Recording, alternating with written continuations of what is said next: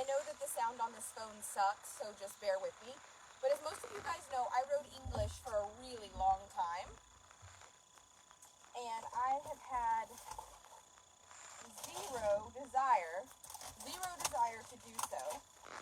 But I went ahead and decided to bust everything out. The only thing I need now is my jump course. I have a PVC jump course in Pitkin. And at this point I threatened Jacob with just buying a brand new one if he doesn't bring it. So hopefully this week it will be here, or I'm ordering a new one because this is here. Sometimes you just have to call your mom and tell her, I need you to send my shit. So, for those of you who don't know, I love bling. I think a lot of you guys probably do know that. And I love girly stuff. But I don't know if you've ever seen these bad boys. Have y'all ever seen these? So I don't know how many of you guys have a dressage boot obsession or a tall boot obsession, but your girl here does. Like, I'm telling y'all, from me to y'all, the biggest obsession of my life is literally tall boots. To the point that most people are like, why? And I'm like, I love them. So I have always been a tall boot fanatic. It started when I worked for Hartmut. You know, for those of you who don't know, I worked for Equiglobe. Sorry, I just almost want to put them on. Did any of you guys ever want to put your tall boots on? Just wait. Just wait. It gets better. I wonder how much jealousy and hate I'm going to get over this. So we also, of course, have... We've got to do the purple moment. It gets better. Don't worry. Those straps. Oh yeah, it does get so much better. To me, anyway. So, I know that you guys probably would never believe in a million years that I'm this bitch. But everything from Tread Step to De Niro, I have 2 pair of custom Kingsleys. Yeah, so, I love these with like the little, like, moment. But I think that these are probably my favorites. Like, so I know that there are things about my life that I don't share because I don't like the drama and the hate. But I have a beautiful Prestige custom-made saddle that I absolutely love. And how I got it was a custom-made Meredith. And a lady that custom-made it custom ordered it ended up, like, going with something completely different. So they ended up putting test flaps on this Meredith, and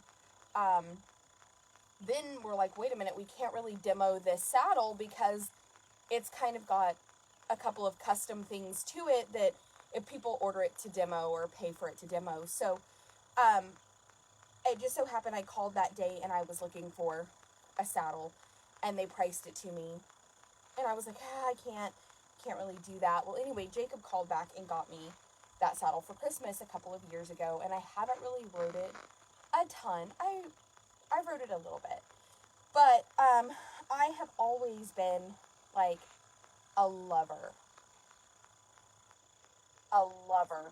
of writing English. I grew up writing English. Yeah, the sun is reflecting, and it's okay. I mean, that's just part of it. So I've always been such a lover of writing English. It's been one of my favorite things in the whole world. But for me, I just got so busy training racehorses and running barrels that, like, I don't make time to write English. So I have decided that this year I'm going to do for me and not like everybody else. And so I'm going to go back to, like I'm going to go back to writing English quite a bit. So I just brought all of my, oh, the sun is not a big deal. Come on, y'all. Like, it's just the sun. It's like just a little sun. Anyway, so I'm fixing to go put all of my tall boots in my closet. And I've got tons. I mean, I bet I have 50 pair of boots. But I've been the same size for a very long time, like within a 28 to 30 range for years, so it just adds up. But for those of you who don't know, like I have, I have a trainer, and I enjoy it, and it's something that I don't share, and it's something that when I was in Alexandria, I started, and now that I'm here, I'm going to follow up here, and I have three. I have 3 English saddles now. So anyway, I have one that we kind of can take pictures in that's like pretty, but it's like a little bit less expensive. It's a Thornhill. It's like not a, it'd be like a good lesson saddle or something like that. But it's what I bought to take photographs in so that like if we have something happen, we don't wreck my dressage saddle or my jumping saddle. But anyway, I just don't share all aspects of my life online, and I feel like sometimes that you guys see such a very small part of my personal life or of my life on social media because I try to protect myself and hide it for my own peace. Like, I don't want the noise. I don't want the noise. I don't want people to be tearing my horses apart or tearing my riding apart or my weight or anything else because I don't deserve that. I mean, any mistakes that I've made in life are my own. And, one thing that I really stand on this mountain, and I'm going to die here, is that I don't deserve to be hated and talked about the way that I am. And so I do my best to protect my peace because I am really good to the people in my life, and I'm really good to the horses that are directly in my life that I can make a difference for. And everything that's ever been said about me is such a false idea of what I do or who I am.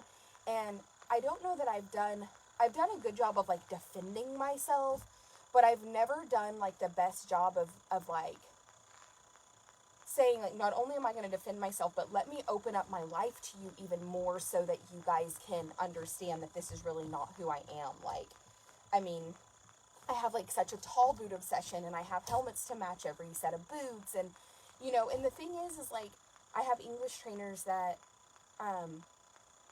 like not only do I do some lessons in person, but I have several really fantastic trainers that I send my videos to, and they critique me and help me because here's the thing is I don't want Karen from Kansas who's sitting on her couch telling me that I need to, lady, like if you can't do it and you don't show, you don't need to tell me.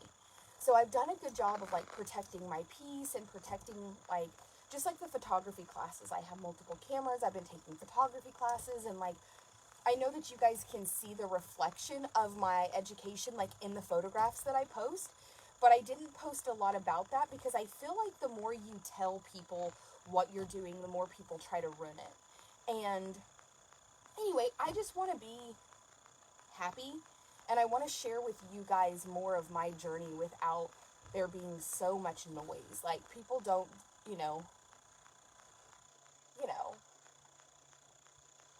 I just feel like you guys deserve to get to enjoy, the horses that come in that are very Englishy.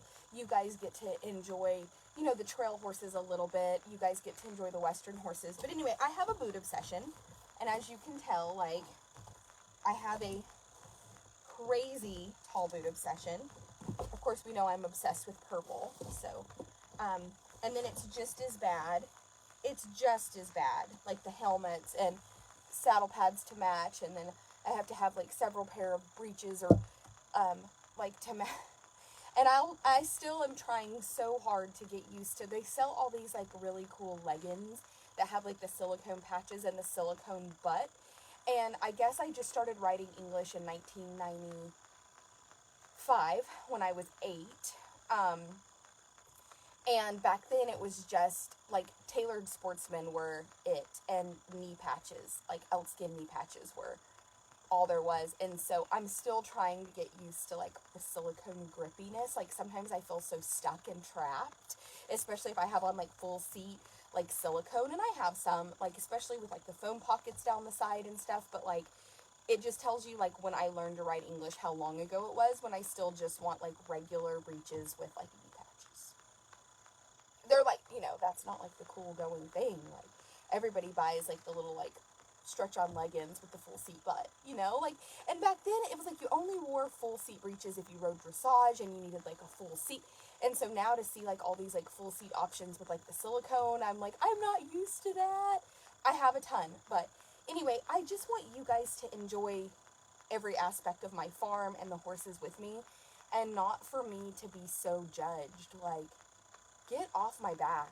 Like, get the fuck off my back. You know nothing about me. I still wear tailored sportsmen too, because nothing fits better, especially, like, the little bit more high-waisted ones that kind of hold everything in. Like, girl, me too. Don't even. I will die on that $179 hill with you, because they just kind of keep all the shit in. I don't know that I have been, so I know that you work at Dover, and, I don't know, I think because most everything that I order is kind of like, I want to support somebody, so, like, these boots, like, and, like, I have some custom boots currently on order, and the kind of the cool thing about them is, like, I just really wanted to support the dealer. Like, it was a new dealer for Dinero, a new dealer for, like, some of those companies, and I just wanted to. I have a pair of black polo boots coming that have, like, the fucking hottest pink, like, straps. Ugh.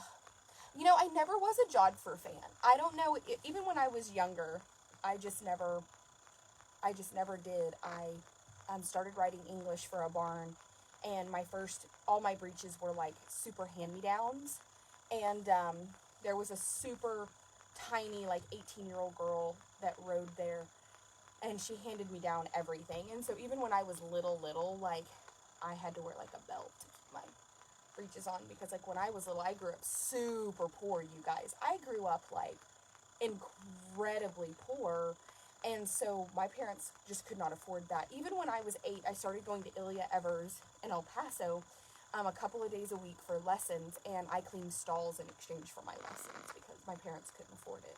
And those are things that I don't really talk about and tell people, because, like, my parents are still alive, and my parents did an incredible job of raising me to be, like, a very versatile, hardworking, they tried to make me humble type human.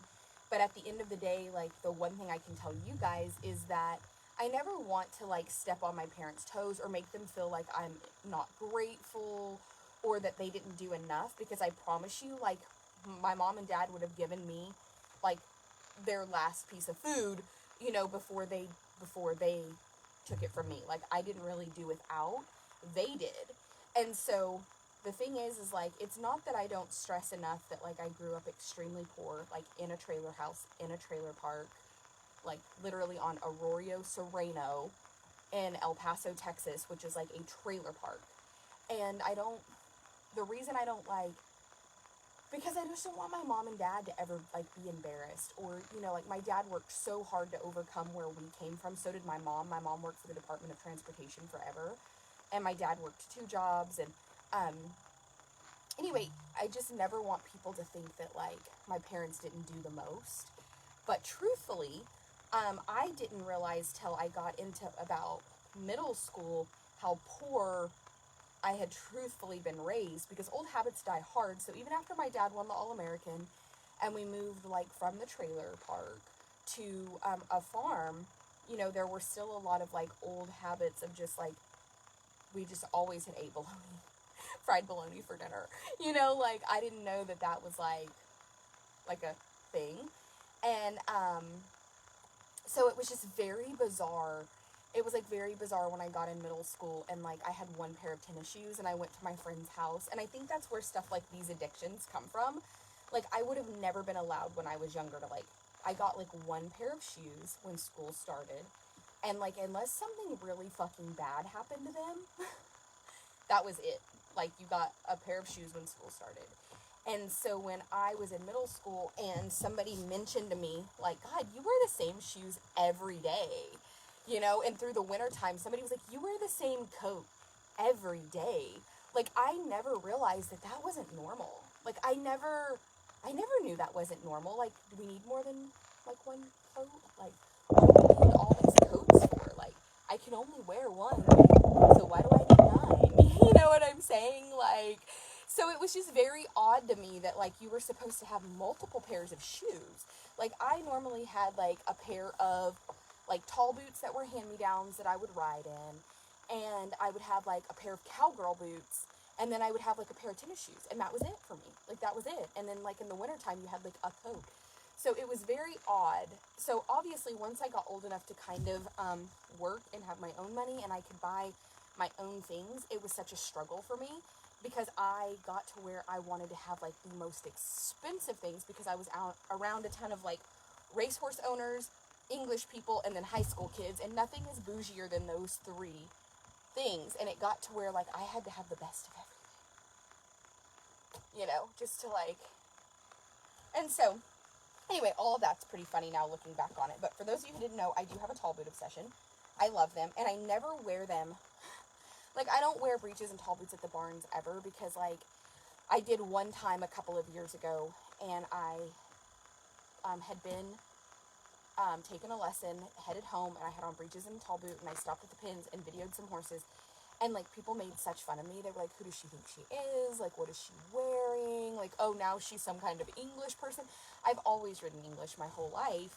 And I don't want that ruined for me. Does that make sense? Like, I don't want my love for tall boots and my love for riding English. And I just want it to be enjoyed. And I don't want everybody's criticism or what people think. Or it's really none of their business. But I am going to start riding English more and more and more because I deserve it and I want to. But, alright, you guys, I am taking everything that was brought from one closet to put in the closet here, and I will talk to you guys later. Bye. I'll be, like, driving in, like, 10 minutes. I should take all this and put it in the house.